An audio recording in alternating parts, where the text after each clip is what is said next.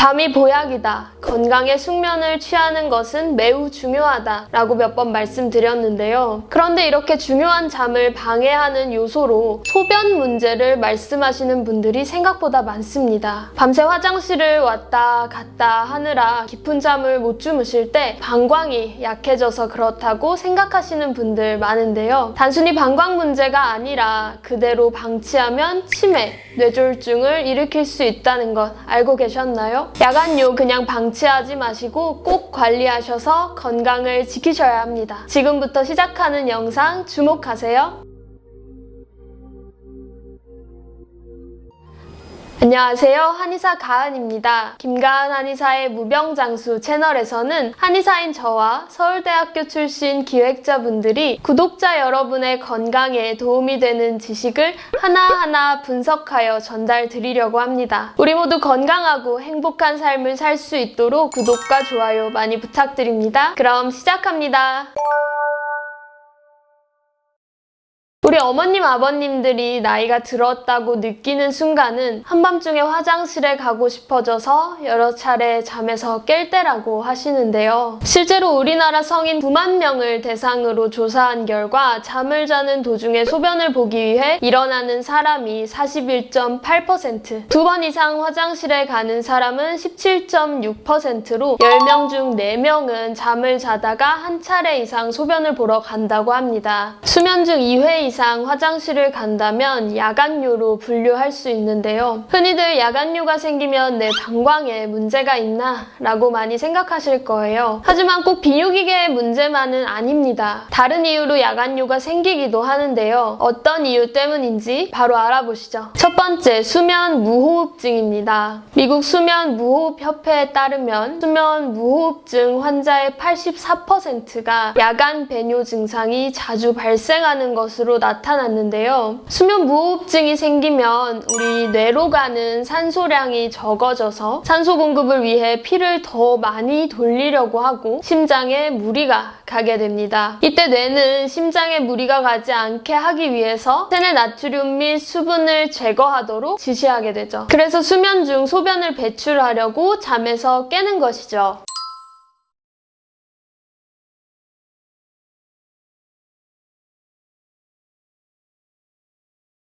이렇게 심각한 수면 무호흡증이나 코골이 증상은 야간요를 발생시키고 야간요의 발생은 수면의 질을 떨어뜨려 치매와 뇌졸중의 위험을 높이기도 합니다. 그러니 그냥 내버려 두지 마시고 꼭 치료를 받으셔야겠습니다. 두 번째는 다리 부종입니다. 우리 몸의 혈액과 수분은 머리부터 발끝까지 순환해야 합니다. 그런데 낮 동안 하루 종일 서 있거나 앉아 있다 보면 중력에 의해서 다리로 내려간 수분과 혈액이 다시 심장 쪽으로 올라오지 못하는 수분 저류 현상이 일어나게 됩니다. 아침에 신고 나갔던 신발이 저녁에는 꽉 끼거나 안 맞았던 이유가 바로 이런 현상 때문이죠. 그러면 다리가 퉁퉁 붓는 거랑 야간요 증상이 무슨 연관일까 궁금하실 거예요. 우리는 누워서 자기 때문에 다리에 몰려있던 수분이 몸 전체로 퍼지게 됩니다. 그러면 우리 몸은 수분이 과하다고 느껴서 체내 수분을 소변으로 배출하려고 하게 되는 거예요.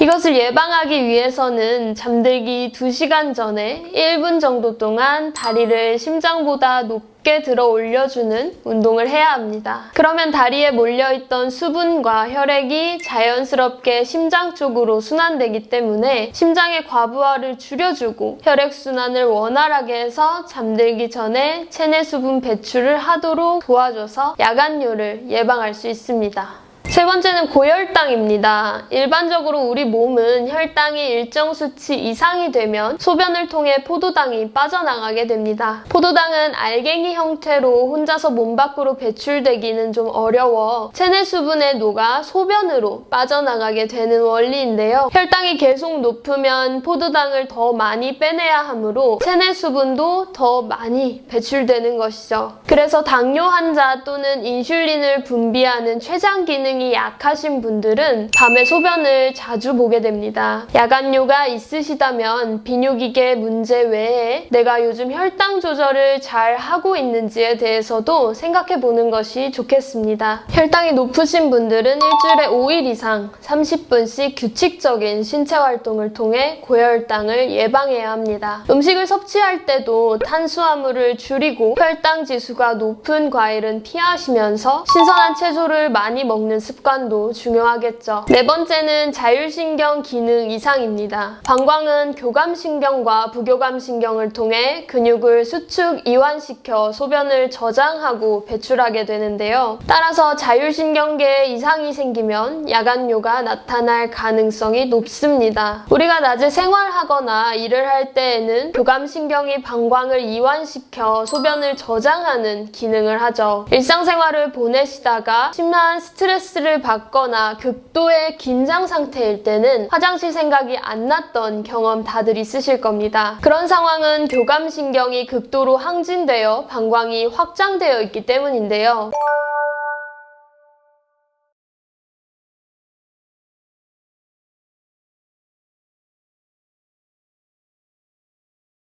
그러다 보면 긴장했던 낮과 달리 밤에는 오히려 반작용이 일어나 부교감신경이 항진되게 됩니다. 그래서 저녁 잠자리에 들었을 때 긴장감이 풀리면서 부교감신경이 과흥분 상태가 되는 거죠. 결국 과흥분 상태인 부교감신경은 방광을 수축시켜 소변이 꽉 차지 않았는데도 배뇨를 일으키는 야간뇨 증상을 발생시킵니다. 그렇기 때문에 평소 스트레스 관리를 잘 해야겠죠. 자율신경을 자극하는 알코올과 카페인 섭취를 자제하고 자율신경 균형을 유지하기 위해 핸드폰 사용과 TV 시청 시간을 줄이는 것도 큰 도움이 됩니다. 자, 여러분, 오늘은 밤에 소변을 자주 보는 이유에 대해서 알아보았습니다. 항상 말씀드리지만 숙면은 우리 몸에 아주 중요한 부분입니다. 야간뇨 증상 때문에 밤에 제대로 못 주무시고 계신다면 앞에 말씀드린 이유 중에 해당되는 부분은 없나 잘 확인하시고 편안한 숙면을 되찾길 바라겠습니다. 저에게 궁금하신 점은 댓글로 남겨주시고요. 저희는 다음번에 더 좋은 건강 정보를 가지고 찾아오겠습니다. 오늘도 건강한 하루 보내세요.